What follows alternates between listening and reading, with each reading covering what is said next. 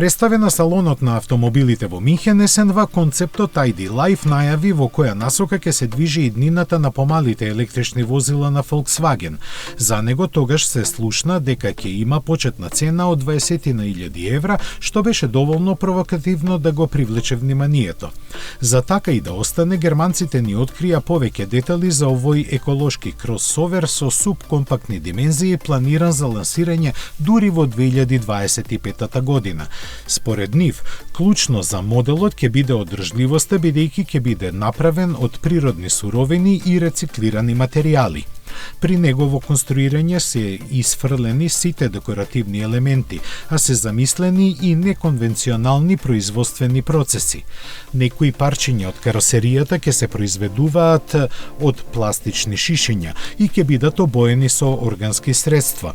Во интериерот ќе се среќаваат делови направени од остатоци од дрвната индустрија и рециклирана пластика.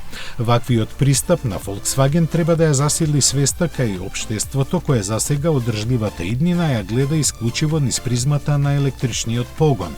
Тој за овој модел, кој веројатно ќе биде лансиран под ознаката ID2, ќе се базира на скратената верзија на сегашната платформа, модификувана да има погон на предните тркала. Концептот беше опремен со електромотор со 234 конски сили, но додека стигне до производствените ленти, тоа сигурно ќе се промени. За потенцијалните купувачи дотогаш да не го загубат трпението, Volkswagen планира после 2 години пауза повторно да започне да ја произведува електричната верзија на малиот ап.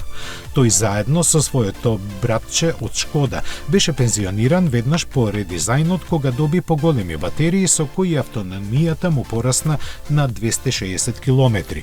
Според неофицијални информации веќе одредена цената која ќе биде зголемена од поранешните 22.000 на 26.500 евра.